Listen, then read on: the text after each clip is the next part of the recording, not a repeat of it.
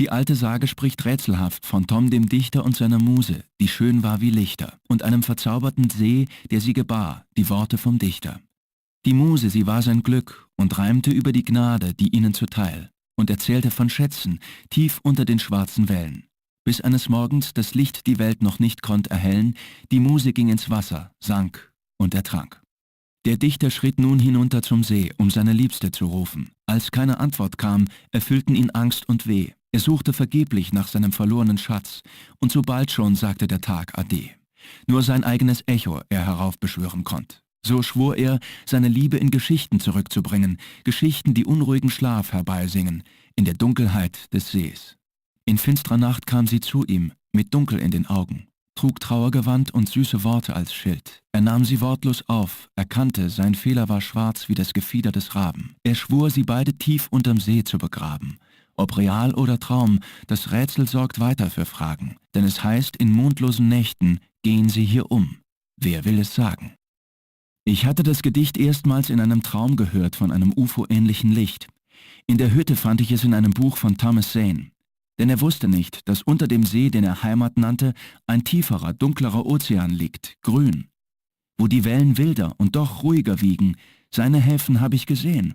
Seine Häfen habe ich gesehen.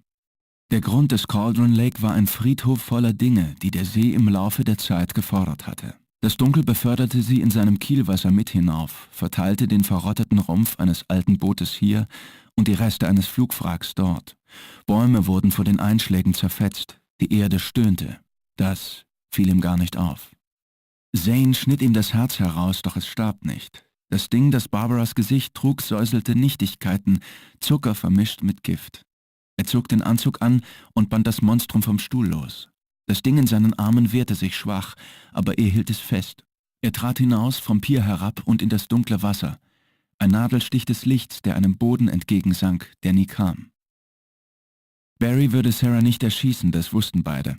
Sobald sie keine Chance mehr hatte, Wake einzuholen, gab er ihr die Waffe, setzte sich auf den Boden und schirmte sein Gesicht vor dem unerbittlichen Schein des hellen Raumes ab.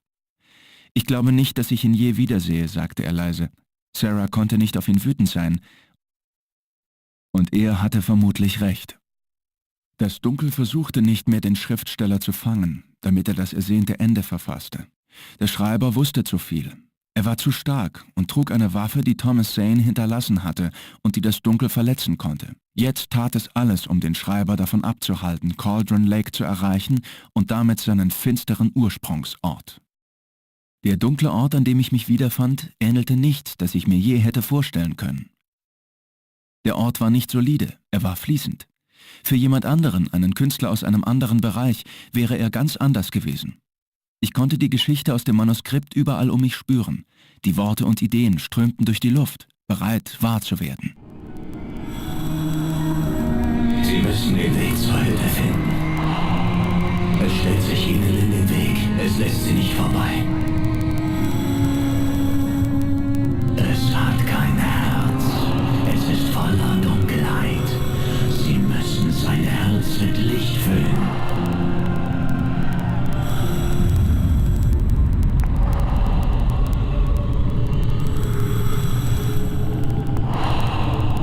Das ist Mr. Scratch, schlafen Sie nicht. Ihre Freunde treffen ihn, wenn sie fort sind. Nachdem Zane weg war, stand ich allein in dem wogenden Traum, der dieser dunkle Ort war. Ich musste einen Weg zur Hütte finden. Ich hatte mir im Manuskript einen Weg durch diesen Ort geschrieben. Ich folgte der Idee eines Weges. Ich hatte mich über den Ozean geschrieben, der mir den Weg versperrte, und so gab es eine Brücke zur Insel dahinter. Die Vorstellung der Hütte flackerte in der Finsternis unter Wasser. Ich wollte, dass die Hütte real war. Also war sie es. Jetzt kriegen Sie sie nie wieder zurück.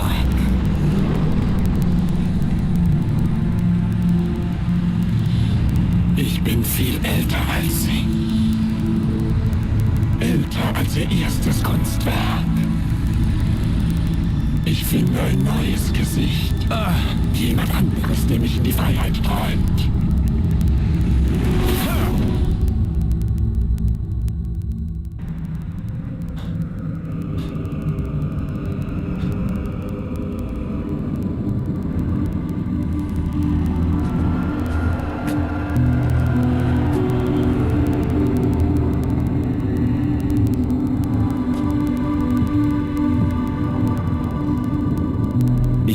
Seines Gegenwart spüren. Ganz in der Nähe. Ich verstand, was ich nun tun musste. Wie ich das Ende für Departure schreiben musste. Es gibt Licht und Dunkelheit. Ursache und Wirkung. Es gibt Schuld und Sühne. Aber alles muss im Gleichgewicht sein und hat seinen Preis. Da hatte Zane sich geirrt. Es gibt eine lange Reise durch die Nacht. Zurück ins Licht.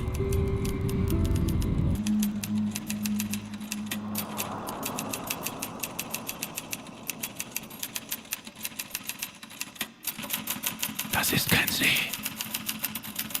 Es ist ein Ozean.